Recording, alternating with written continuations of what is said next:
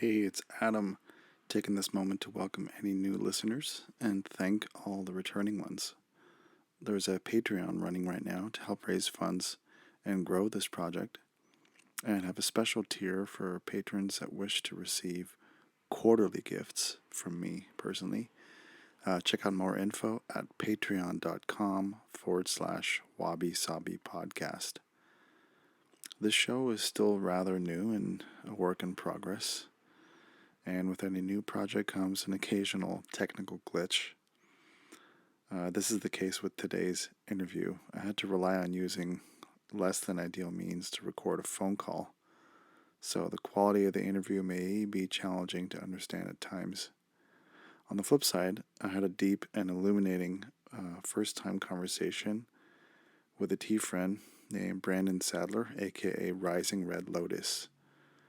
He's an accomplished artist based in Atlanta, and this weekend launched the Jade Forest Tea Room as an adjunct art space to offer immersive cultural experiences for the local community down there. We discussed our current views of the expansive tea culture scene, origin stories, and the necessity of intoxicant-free spaces. Here's Rising Red Lotus. I wanted to ask you like how you started, with Gong Fucha. Like, what was the portal to that? I guess the like catalyst was I was kind of going through like a huge turnaround, with my life and trying to put away a lot of negative habits that were causing me a lot of issues in life for many years, and most of those were driven by like chemical dependency and alcohol and stuff. And so I was like, going to meetings and doing the thing, and I guess to some degree that was helping, but it was like maybe I wasn't using or drinking, but then I was like uh, eating a bunch of sugar foods or reaching to like internet shopping or something like different little things to kind of become new vices, Yeah, and just kind of I guess pacify the absence of what I wanted. And so at some point, I was like researching on YouTube as I do quite often for different techniques and like art driven things. And I was researching Chinese painting techniques and just looking at videos and stuff. And then one of the videos that came up was about tea ceremony. And like I've seen this before, mostly in the Japanese aesthetic, but I've seen Chinese tea before. But it never really like picked up in my mind. But I guess for whatever reason, I was a little bit more primed and receptive to what I was looking at, yeah, given the circumstance. yeah, And I don't know, man. It's like just it kind of hooked me, and I started watching those videos, and I was like getting into it. And then like the next day, I think I went to the farmers market and got some tea. And I'm the type of person that like if I get interested in something, like I go all the way in and I completely dive deep and obsess over it.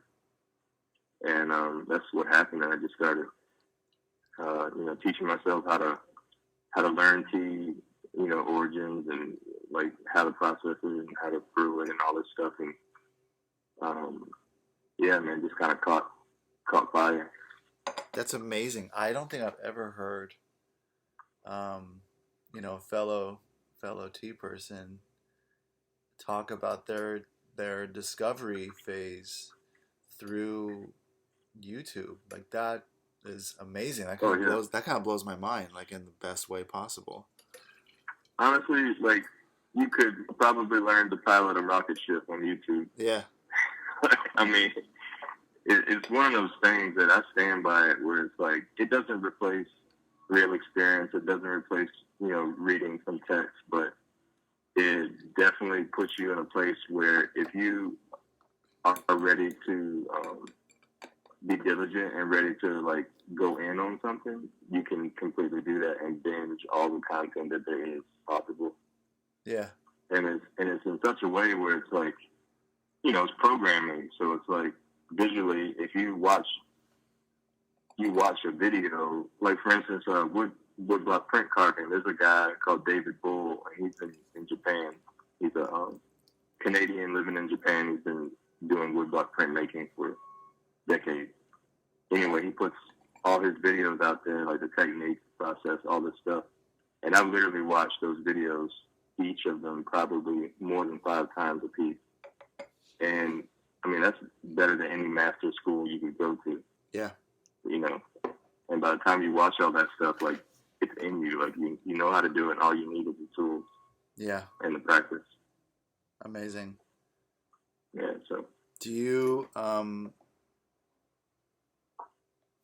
given that you know, as an artist, and calligraphy really seems to be a really big, I don't want to say driving force, it's not the right way of saying it, but like calligraphy sort of influences your work. I mean, your work has like definitely, just from my, uninformed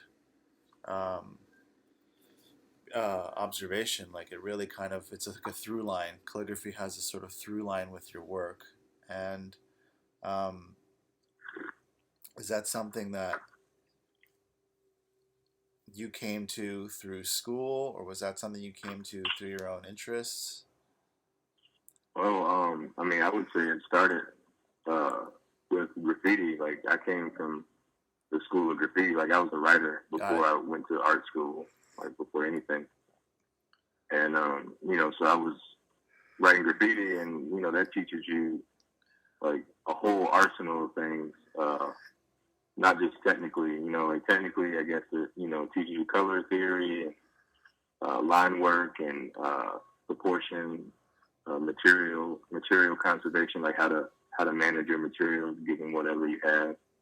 And but outside of that, on like a spiritual philosophical level, it's like it teaches you personal identity, personal mythology. It teaches you how to channel your energy into an expressive moment, and it teaches you like the impermanence of like your place on this earth, and like how to like achieve the most of whatever the moment is.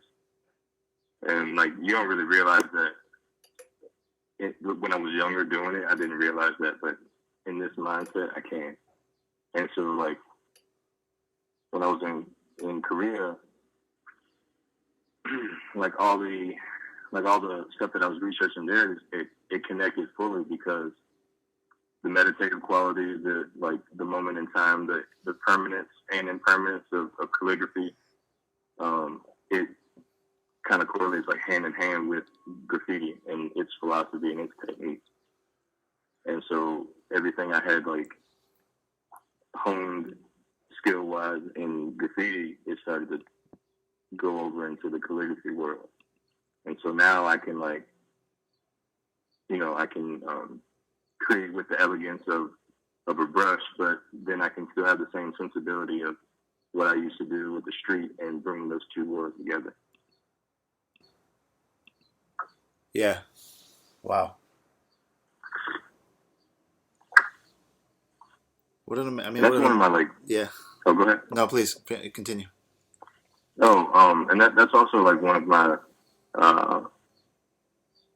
like that's one of the most enjoyable things to me is what do you call it? Synergy. Yeah.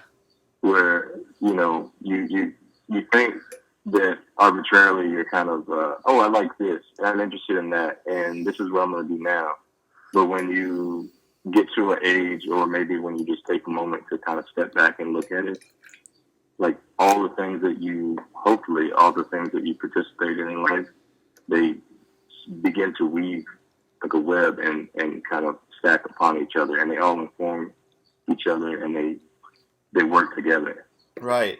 There's a kind of a concert of all the interests and expressions that act like, or at least maybe may emulate kind of celestial bodies or something, and there's a kind of symphonic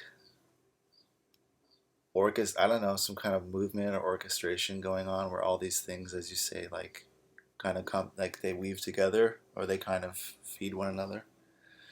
Yeah, I believe that. Yeah. I believe that. So, and that's kind of where I am now, where it's like, as an artist or as a maker, I my graffiti background informs my calligraphy. My calligraphy informs my drawing. The drawing informs the calligraphy, and the drawing informs the painting. Then you have tea in the background of all that, and that's informing what I do with wood. The woodworking is like, allow me to create, like I build all this furniture, like it allows me to create the space for the tea. And then now I'm doing ceramics, and that allows me to have vessels for the tea or whatever. And like nothing is out of place, and nothing Right. is, outside somewhere. Like it all fits together. Right. Like one of those, I don't know what the terminology is, but one of those, the Japanese puzzle boxes. Mm-hmm. I don't know what the traditional name is, but I don't either. yeah. There's a guy on Instagram that makes those things, and they're crazy. Yeah. Amazing. Yeah, so I don't know. That's just I've slowly began to kind of just appreciate what tea like brings to life, and I didn't really realize it when I first started, and it's slowly starting to reveal itself. I wouldn't even say slowly. I think it's kind of happening pretty quick. Yeah, it's interesting to hear different tea people's stories of how they basically take tea on in their lives, how it not dictates, but just how it how it moves through them, through different expressions. If it's a lifestyle or if it's like craft focused. I know a few tea people who um, sort of reinforce their tea practice with their Buddhist practice. Mm-hmm. And I'd say for me, I mean, I'm not a Buddhist.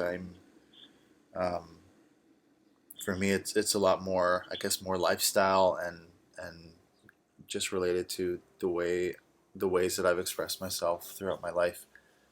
Mm-hmm. Whether it's I had a music background and was like touring and recording as a bass player and percussionist, and so I figured, I mean, the way I look back at it now, it's like the music influenced the tea, and I came to tea at this unique kind of moment. I was like 25. I'm 35 now, and it was at a tea house, and I was like, as a percussionist, I was in San Francisco going to play or perform at this tea house, which I'd never been to. So it was the portal and the gateway and the kind of mecca at the same time. It became this place I would come back to anytime I was in town, from LA. And after like 8 months of, obsessing over this place and the experience of being there and how it was, that place. It was a tea house called Om Shanti, and What was it called? it was called Om Shanti. This is in LA. It was in San Francisco.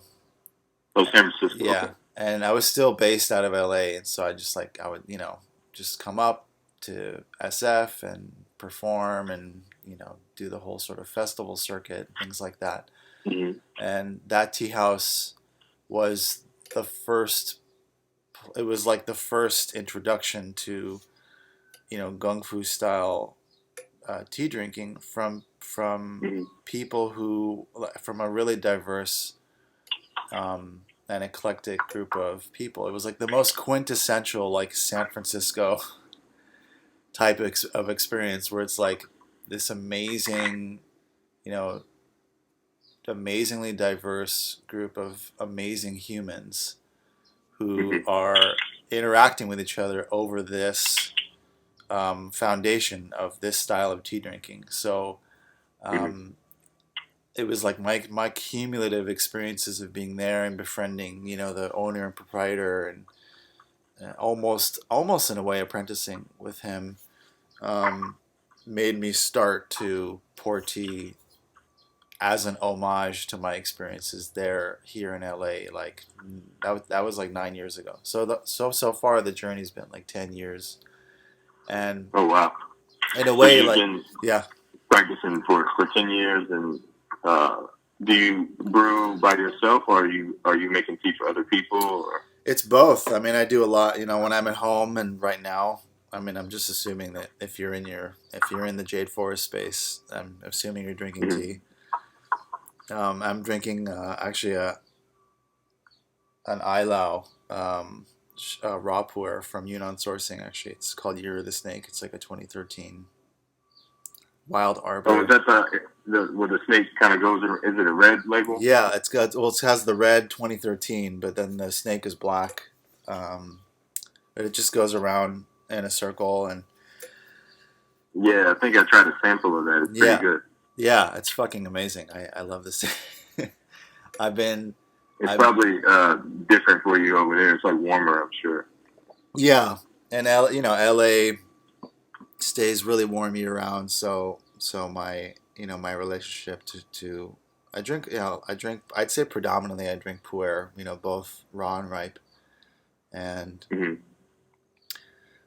yeah, I'm Those noticing are that. the two types of tea that you typically drink. I'd say more than most. I am loving a lot of oolongs. Whenever Hmm. I get the chance to imbibe and to try and experiment with oolongs, like yanchas and um, dankongs and Taiwanese oolongs. Um, Green tea, most green teas are still like a faraway land to me. I'm really humbled with my. I don't have an aversion to green tea, but I just don't. Um, I'm not seeking out a lot of green tea, so Hmm. I'm the beauty of like even 10 years of drinking pu'ers and some oolongs. I still have plenty of life to to explore, like more Right. greens and reds and white teas and things like that. Well, that's the thing. It's like you'll go. Well, I go on these websites to talk to these people online or whatever, and then I end up buying like all these different teas, and then for an extended period of time, like I probably drink between 1 and 3 of the same tea for like a good month.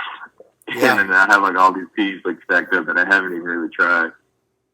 yeah, exactly. I just have to make time for it, I guess. You just have to make, yeah, and they sit there, and they ideally with the right you know conditions, they'll just be ready for you when you're ready. Yeah.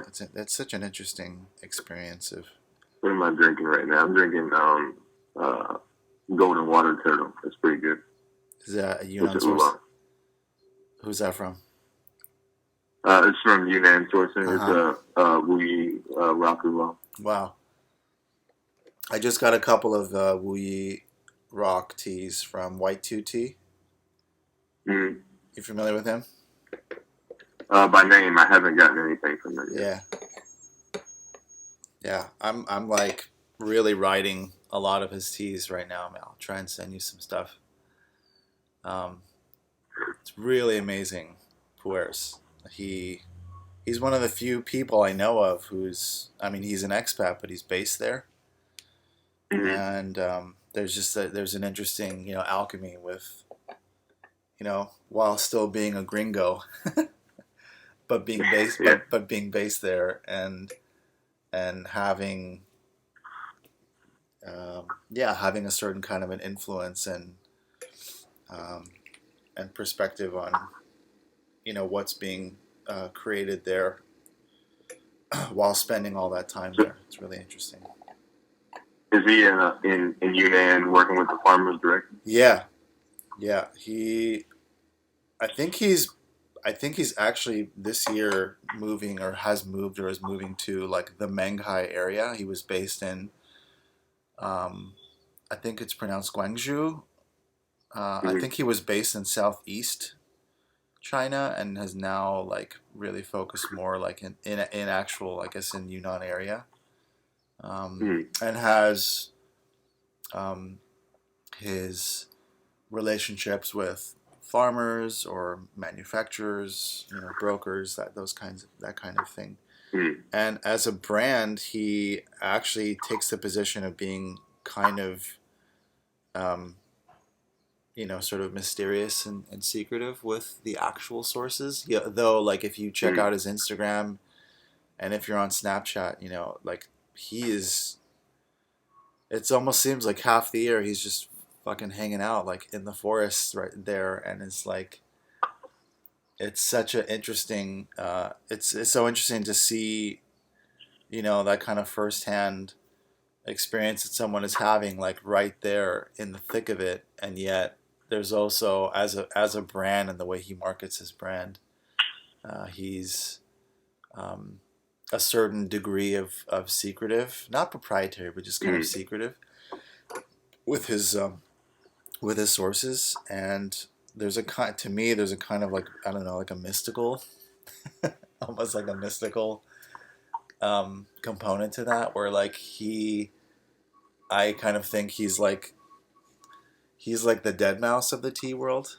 He's also like a faceless brand, and Right. he kind of, if he's in public or he's being recorded or photographed or something, he's like wearing a mask, or you only see like the back of his hoodie or something. I think that's really interesting.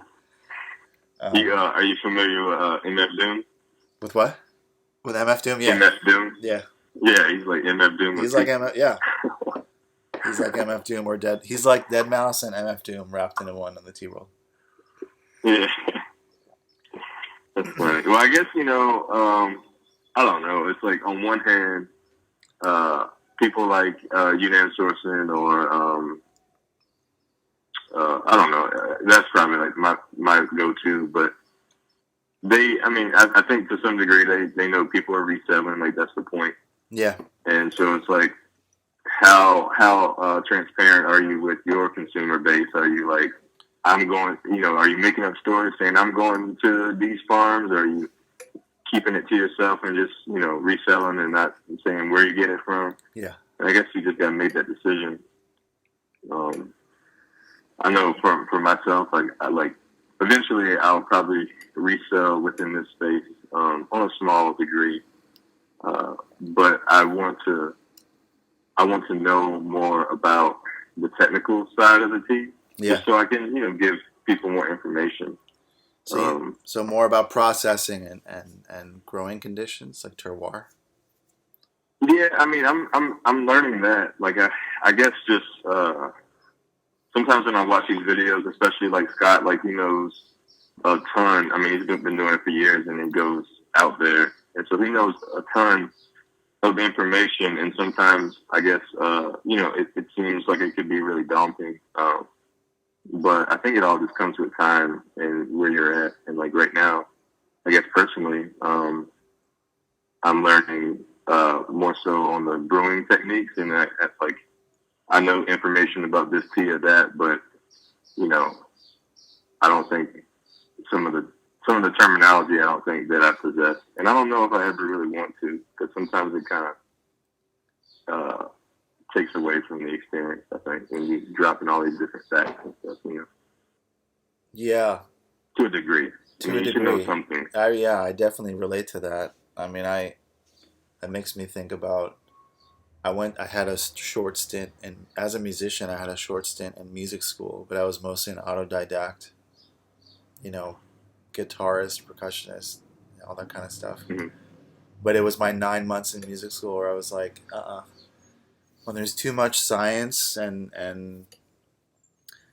technique that takes over the sort of soul of the thing, then I'm not interested. Mm-hmm. I even to a degree, and I guess I don't really bring this up so much like in conversation with tea friends, but I feel like there's a certain, in a way, I like how tea can what's the word here?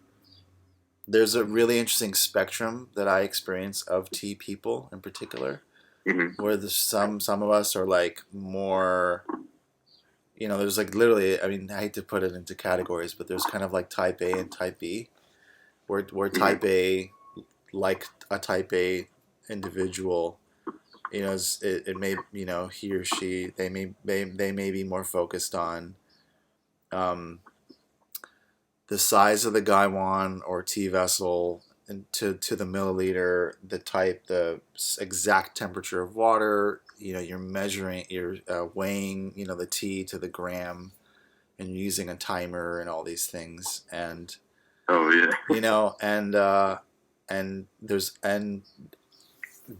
this part of me that is always like, I can't. Yes, and there's a way where I feel like I am a perfectionist, in certain aspects of my life, and that's mostly just from my own personal cosmology. But when it comes to tea, it's like that's the last thing I want to do is use a scale and a timer, and I want to feel as much as I can. It's such a sensory, it's such a time bending experience for me, right. subjectively, and you know, um, so yeah, for any mode of expression or sort of skill set that you can always like kind of make more scientific, I always sort of I start to like turn my back towards and keep a keep a healthy distance from. Yeah, yeah. I don't know. I think that at least for me, I think uh, I want to keep it like you say, like just being sensory and feel and intuitive, and like I'll learn the information as I go. But like my guess, I definitely don't want to spend a bunch of time dropping this fact and this term and this thing, because most of the time, unless you're coming to learn that, which you probably already have learned on your own or look for it on your own, you don't. I mean, it's going to take away from the experience. Like, I'd rather develop the art of making the tea to such a degree that where like explanations aren't really necessary, and if you ask any questions, they can be answered if I know it. Yeah, yeah. Which, speaking of, I actually just got yesterday in the mail a book by, I don't know if you heard of this guy, Tony Gebeli, in the tea realm. Not familiar. He wrote he published What's the name of the book? The name of the book is called Tea: A User's Guide. Okay. And it's a really like non-dogmatic, sort of non-spiritual approach, and like a I just read through the introduction yesterday, and I want to get into it because actually I think I'm going to speak to him later this month on the podcast, which is really cool. I think you should check that book out. Like if you're interested in processing styles, brewing styles from a non-dogmatic approach, that would be really cool. And he's based in Chicago, and I think he like while he's big in the tea realm. I think he started World of Tea, and then it changed into the American Specialty Tea Alliance. It's like a group. It's like a membership group that I also just joined as an individual member to just connect with tea people. Anyway, but he wrote this book, and he himself is like a CTO. He has a tech background, so it's for me, it's like I feel like a lot of my tea experience over the last decade has been mostly internal,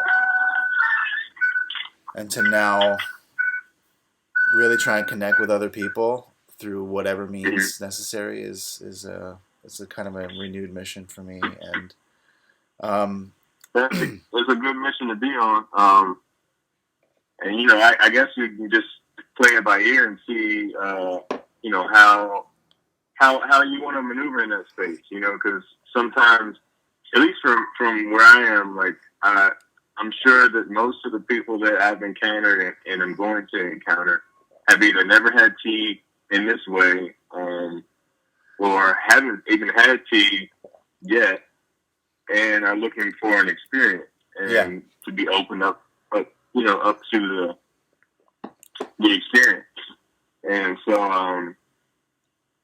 I guess in that way you can mold it and shape it however you want.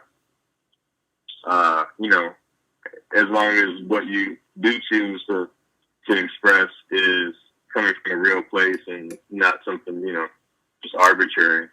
Yeah. Like sometimes I watch, are you familiar with Global Tea Hut? Yes. Yeah, sometimes I watch his videos and the information is good. It can be a little long-winded because I feel like he really delivers the message of their center and, the philosophy and everything. And I think sometimes, although his information is valuable, I think that if you were to, communicate in that way to everybody that came to your space, it might intimidate some people. Sure. And I actually took a, yeah. Oh yeah, just because like sometimes I think tea in this way already has the I guess the ability for people to think that, oh, I gotta be like a monk on a mountain, or I gotta be like super formal or whatever, and like they might not know how to climb themselves to fit into that state. I guess if you get into the, like how you said, like the dogmatic side of things, it could be intimidating. Sure. I think given given the mission of Global Tea Hut, and they're not sort of hiding, or they're not hiding. They're not saying anything. They're very clear with the mission, and I've had some wonderful experiences with them, with Wuda. He comes through LA, I think once a year, and when he was first brought here through a mutual friend, Colin, who has a really great tea company, by the way. It's called Living Tea, and his site is livingtea.net. If you want to check out some sort of similar vibe Global Tea Hut teas with without the dogma, I guess. Oh yeah, well, I mean, I guess I should say, like, I don't think that their principles and like how they operate is anything wrong with it. Like, it's actually like I've learned a lot from what they have to say. I was just more so saying, like, I guess on a broader sense, that might be more of a curated experience where not everybody might feel like they could fit into it. And I'm in full agreement with it. I love what they're doing. I love what they put out. I cherish my experiences that I've had with. I haven't been to the center in Taiwan, but I've done workshops here with Wuda. I'm in touch with like the growing community of like Global Tea Hut oriented tea people that are here in LA, and where the sort of like the ethos is the same, the expression is the same, like to a T. It's I'm noticing how, and I'm not saying any of this in any kind of in any sort of criticizing way. I'm just like noticing, as someone who's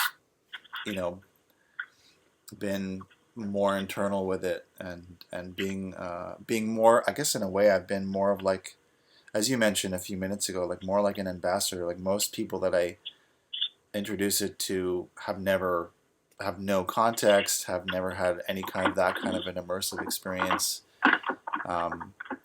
and yet, with what Global Tea Hut does, and who, I don't want to say who they cater to, because they definitely are introducing tea to a lot of people for the first time too, which is wonderful. But it is very much, as you say, a very curated kind of tea experience, and I don't want to overuse or sort of bastardize the term, dogma or dogmatic, but it's more like template. It's more like a template, and Mm-hmm. and yeah, it very much is a template that exists, that attracts more, conscious, mindfulness people, and um, that's a wonderful thing, and there's definitely a big need for that. Right. And I feel like at this point for me, my desire to have a public space, similar to what you're doing with Jade Forest, is Mm-hmm. to have a space to explore the immersive qualities, of tea. For people who probably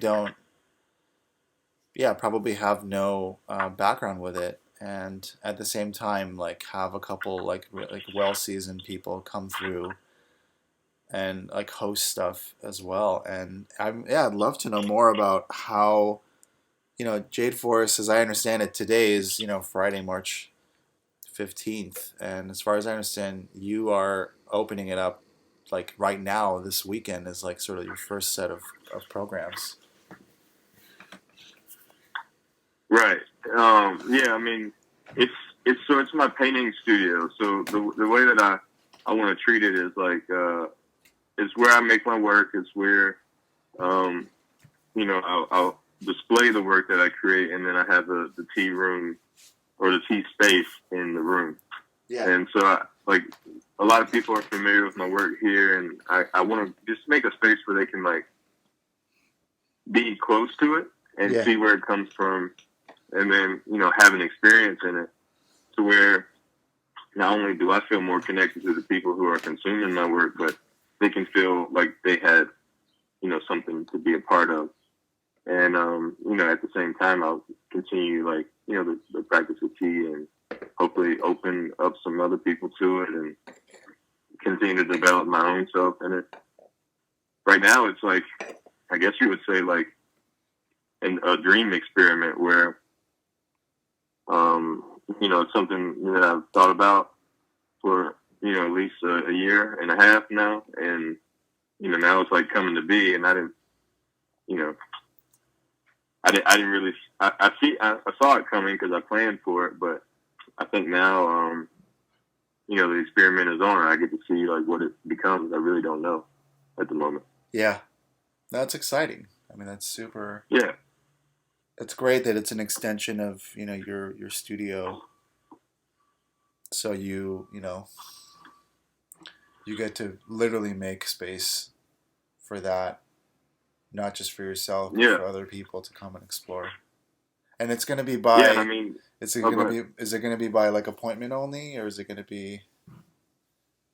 Yeah, for right now, just to see what it is. It'll be like every week I'll have some sort of event, and there'll be seats. I can only comfortably sit 5. 3 would be ideal, but I can comfortably sit 5. And each one will be driven on a different premise. This one is just like the opening, so it's kind of like a commemorative thing. But I'd like to do,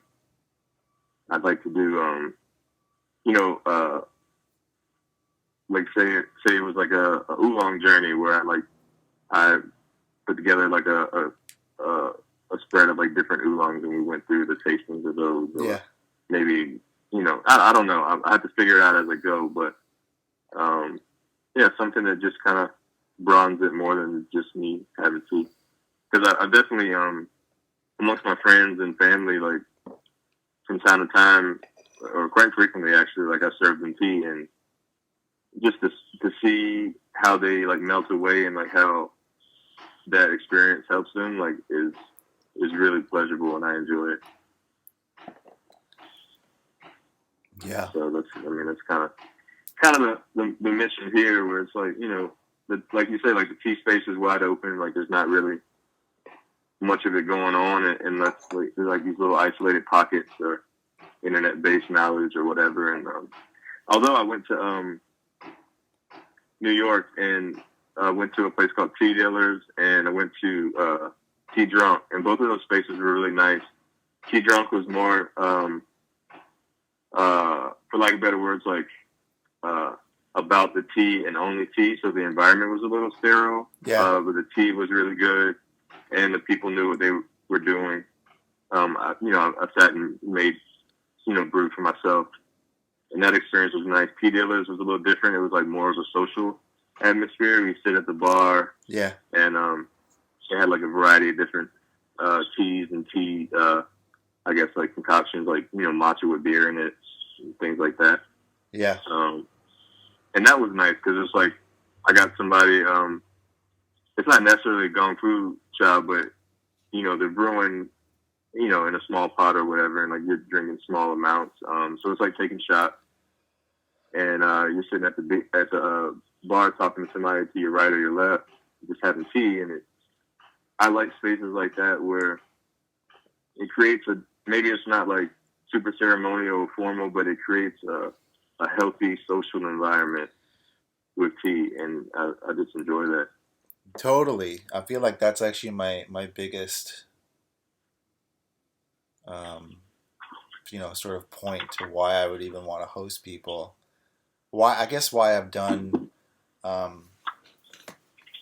I've done like tea events over the last decade, in LA, where it's like I was always looking for ways to, having been even a performing musician, but not really drinking beer and not smoking cigarettes. It's like I'm kind of missing out on a lot of, maybe either a lot of conversations or just like moments to meet people. And so Right. I would go to where the events would have me. So it was a lot of like art openings, some concerts, sort of like art walk type events where it's just like a big community of like galleries and stuff that are, opening up their doors for a night, that kind of thing.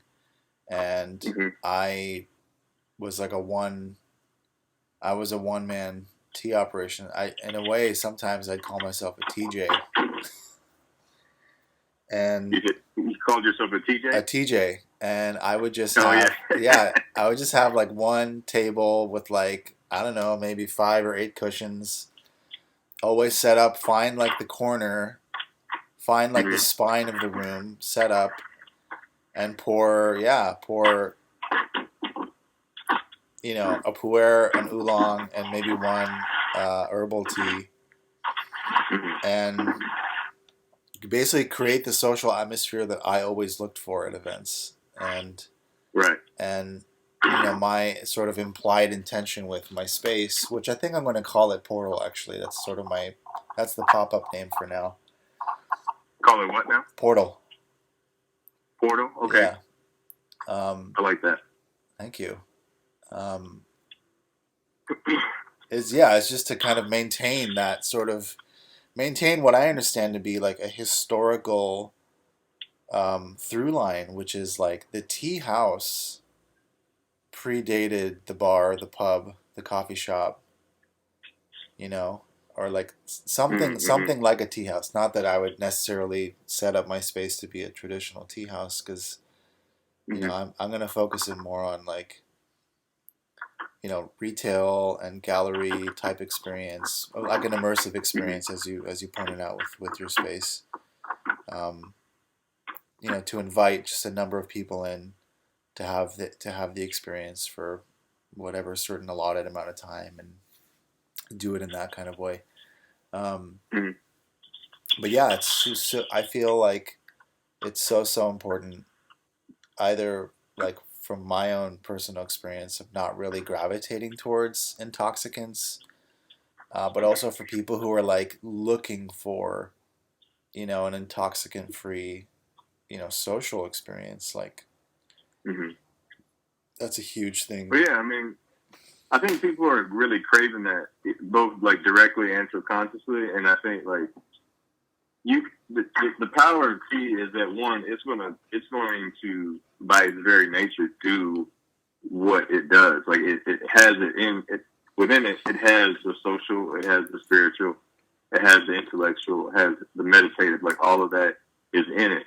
And so, like whether you say I'm gonna make this a social atmosphere, eventually it's going to hit somebody spiritually.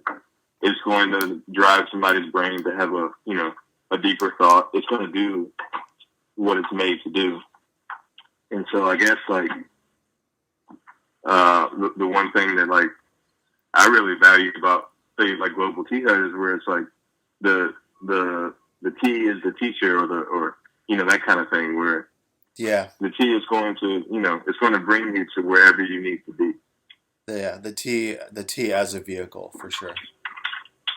Yeah, so I really appreciate that, and I think like I think for sure like making an environment where people feel like they can have an experience that's fun and lively and social, and they can also have on another day have an experience where it's like deep and intellectual, or another experience where it's quiet, meditative, and introspective, and maybe you don't even talk to the people next to you. Yep. Verbally. Yep. Yeah. That's probably the other things I'll offer. Like I'll do.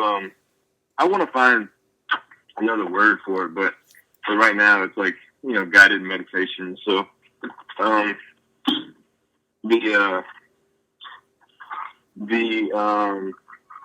am I trying to say? So it'll be on some days it'll be like just like a social tea session. Like we'll steep out a pot and information can be exchanged. On another day it might be we'll taste different teas for the purpose of a person learning what kind of tea they like, or kind of going in the direction of like how to purchase it or how to steep it.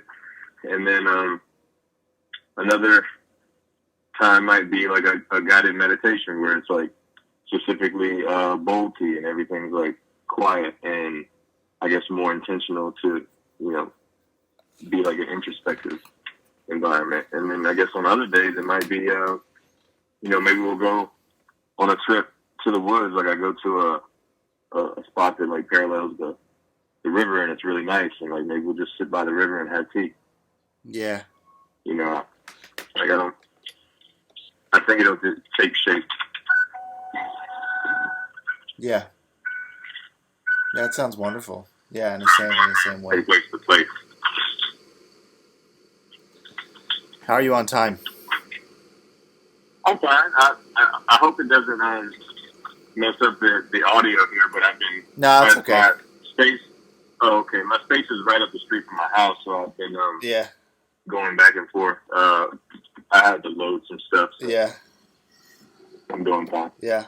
No, I mean that's that's the beauty of this of like even just call. Like, I was like I don't know what to call my show. I mean, I want to talk to everyone about everything, and I do want to talk to tea people about tea, and like parents about parenthood, and entrepreneurs about entrepreneurial shenanigans. And but I was like, I don't want it to be perfect, so I'm just gonna call it Wabi Sabi for now because I don't know what to call it. And it was like, it really it's sort of calling it that and having a very like the way I approach my tea is in the same way. It's like I have an intention, but I'm not going to like manipulate all the factors or all the or try and like control every aspect of it. And it really heals like the sort of that kind of like inner perfectionist in me. I think that's a good way to be. Yeah. I mean, like me, I've had all sorts of plans. I've, made all sorts of preparation. And, inevitably something goes on the outside of the lines that I established. And, you just gotta, learn to appreciate it. Yeah. It's not about what actually happens. It's about how you choose to respond to it, or, that kind of thing. Mm-hmm. I recently went to a tea tasting here in LA with a guy named Peter Luong. He has a company called Song Tea. I don't know if you heard of him. No. What's his name again? His name is Peter Luong, but his company is called Song Tea and Ceramics. Is that in Texas? He's actually in SF. Oh, okay, never mind. I was thinking of somebody else. Yeah. And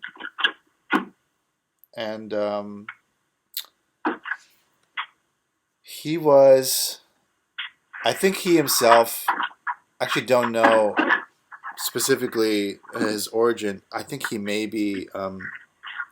I think he may be Taiwanese. I should actually ask him. But he brought up something in a tasting that really kind of struck me, and I don't know. It may be a potential kind of can of worms kind of question. I don't even know if we can really speak to it at any length. But because because you and I have our own subjective relationships with tea and the culture, but both being not being not having any Asian ancestry. I mean, assuming I personally don't have any Asian ancestry, or he spoke to his experiences of running a tea business, in the U.S., and Mm-hmm. he was talking about, and his sort of like bold statement was like, he's like, I feel like I'm doing this in a way to kind of speak to the sort of rise, like basically the orientalization of all things, especially tea. And the way he put it was, he was saying, like, if someone is coming into a shop and is having a tea experience, then that person may suddenly feel like there's a certain etiquette or certain culture that they need to adhere to, that will have, like, hands at the heart center, or saying namaste, or all these things. And and his response is like, I'm not putting that out there. I just want to serve. I want to brew tea and serve it in this certain format, and I'm not calling that in. And so the way he brought it up was like, I'm just noticing the, like the orientalization of so many things, especially tea. He's like, when it seems like what he was doing in that moment was doing a tea tasting in like a coffee shop here in LA. So, and it made me get kind of self-reflective about it. And I don't know, I just thought about bringing it up in this conversation. Like, what do you think? Not how would you respond, but like, what are your some of your thoughts regarding the orientalization of tea, or I don't know, or of other expressions or other experiences? Okay. Well, let me think how to say it. Okay. Well, I think the fact that cultures travel and get picked up or interpreted is not anything new. For instance, yeah, Black culture permeates the fabric of the world, be it through music, fashion, through language, things of that nature. The same with Western culture. Western culture has been pumped into the veins of the entire planet. Eastern culture as well, philosophically, aesthetically, things like that. All those things, technology, like all these things, they move around the planet, and that's just a natural thing. Yeah. Now, where you run into complications, or when you run into things that may strike question, it might be how it's being used, how it's perceived, the knowledge that you have before you choose to use it. It's like, and are you picking up a culture and bastardizing it and making it into something that it was never intended to? Are you doing something disrespectful? Do you have information of the origin of it, or at least some element of where it came from? Are you paying homage to that? Are you, before you turn it into something of your own, are you making sure that you understand like why you're doing this?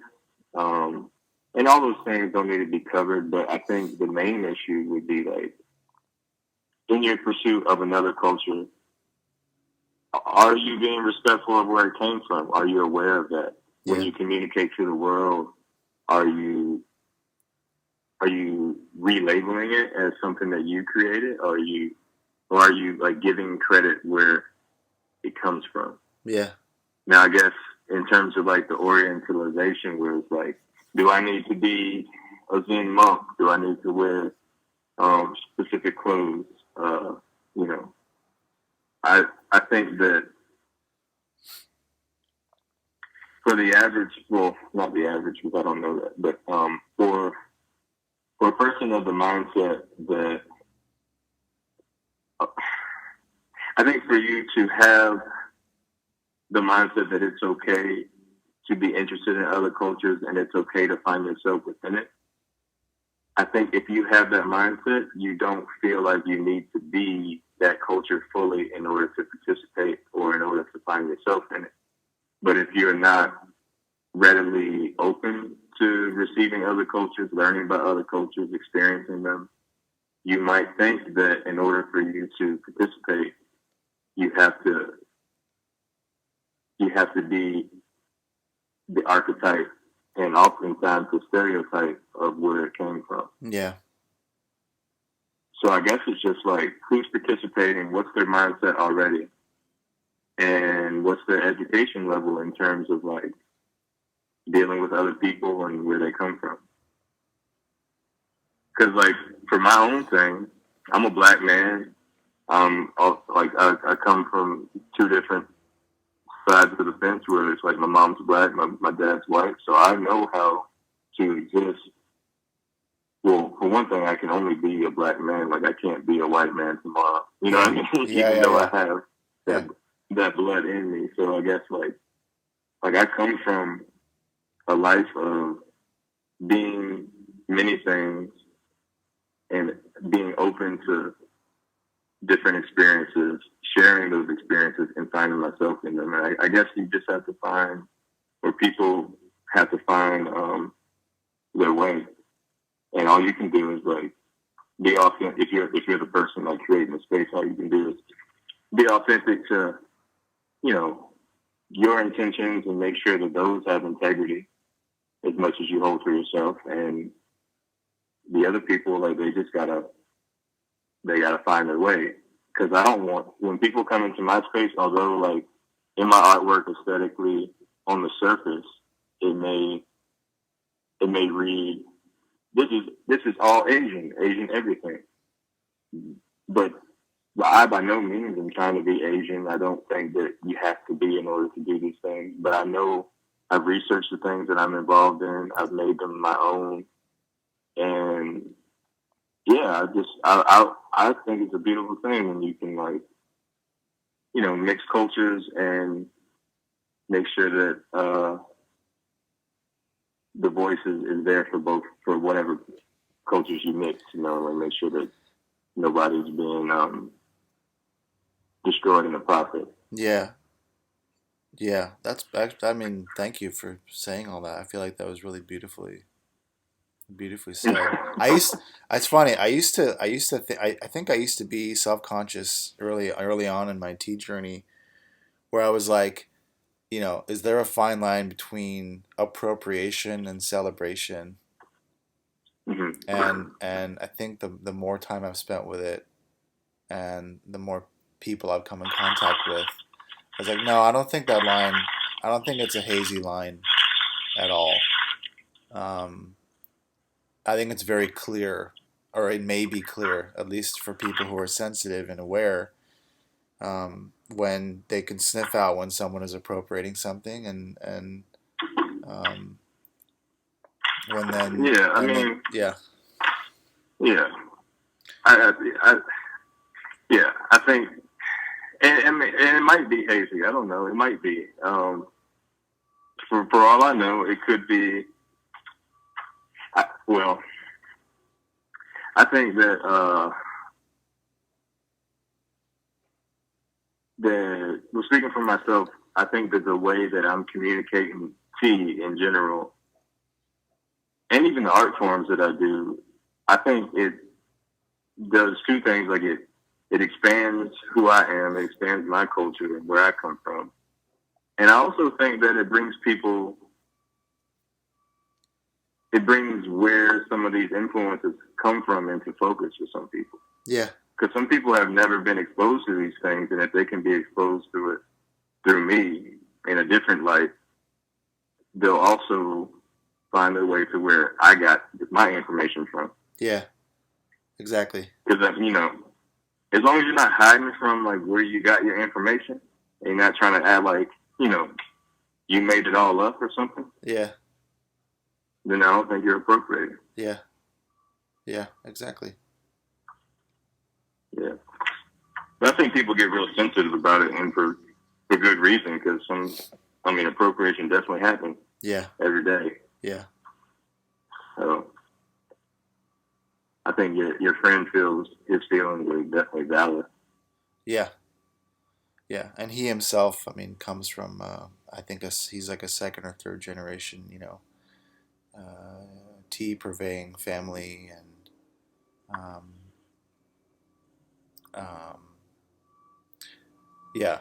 I mean, there's his company, and then there's his family's company. They're called Red Blossom. Mm-hmm. They're also based in San Francisco, and I've went to them. Red Blossom Tea Company. yeah, Yeah, I went to them in Chinatown in San Francisco. yeah. I think it's his family's company. Yeah, I've been to them. They have a good product. Yeah, they do, and I love their approach, and their products are amazing, and I've had some great experiences there. By chance, when you were in New York, did you ever hear of a space called Puer Brooklyn? I have. I haven't been. I didn't get to go. But I follow some of the people that they carry ceramics by some of the artists that I like. Yeah. And you said you're also. But I haven't been. Yeah. Well, next time you go there, or next time you're in Brooklyn, it's pretty. It's so beautiful. It's so I look forward to every New York visit, and I have to stop by. It's such a great, such a wonderful space. It's sort of a multi-dimensional space. That's what I really like about it. Mm. And the proprietor is absolutely lovely. And I mean, back to the culture thing, I think that those are very valuable questions to ask yourself. Yeah. Because, I mean, I do think it's important, because especially when you have people that, like you say, his family has been doing this for generations. He's got some things invested in it, and so I guess it's like, how can I assist, by default, how can I assist his family's legacy through my practice and, patronage, Yeah. Yeah. Yeah, it really comes down to like a framing, framing and self-awareness, and even in a larger, and even in a macro sense, like going back to like one of the first things you said in this conversation about how all the modes of expression start to weave together and support one another. Right. All comes back full circle. Yeah. So I don't know. I didn't until you said Red Blossom, I didn't know who you were speaking about. Yeah. But I definitely bought from them in person and online. Yeah. Yeah. Well, man, now I wish I was like, coming to your space tomorrow. I want to sit down. Yeah, at some point, if I find myself in LA before you find yourself in Atlanta or vice versa, we should definitely link up. Yeah. Yeah, please come. Yeah, come over. And if I have my space up, I'll definitely let you know. How's the response been with, getting ready for, for the first event? Like, do you have like seats booked up? Yeah, pretty good.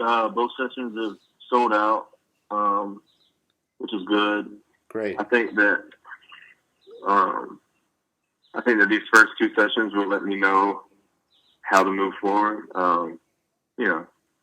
Just in terms of functionality, because there's things like when people start spending money, like it's different when my friends come over here and like I serve them tea. But when people start spending their money, you want to make sure that you're giving them what they didn't know they needed, and hopefully I can do them a good service, and we'll just see how it goes. I think I will, but we'll see how it goes. Yay. Yeah, so I'm excited about it.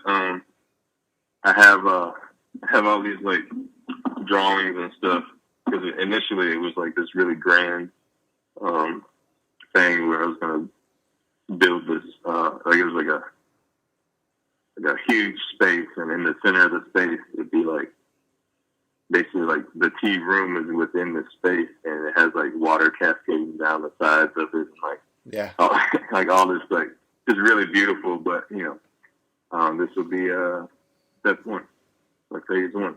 Phase one, yeah, totally. Like tabula rasa, Yeah, so clean slate. Well, yeah, so from here I'll see what it does. Yeah. Well, I wish you an amazingly exploratory first weekend. Thank you. And I really I appreciate. think it'll be fun. Yeah, yeah. I'm jealous. I want to be there. And again, thank you for the quick reflection, the spontaneity, and the openness to meet each other in this discussion, and for the inspiration to pursue a similar space to express and to have people come in for the immersive. And I look forward to, if not the next conversation, maybe the next time we can drink tea together. Nice. Yeah, I'm sure the portal is not that far away. Yeah. Great, man. Well, yeah. Let me know when everything goes on the site, and I'll find a way to. I guess Instagram won't really let me play the whole thing, but I'll figure out a way to let people know. Awesome. Thank you. Thanks again for listening. Hope you enjoyed it. Hope it wasn't too difficult or challenging to hear the interview at times. Again, I hope after this mercurial season, I'll be able to squash all these technical difficulties as they come down the pipeline. Feel free to subscribe to the podcast, and if you're feeling it, please leave a review. I welcome any and all feedback. And again, please check out the Patreon at patreon.com/Wabi Sabi Podcast. That's WABISABI PODCAST. Thanks.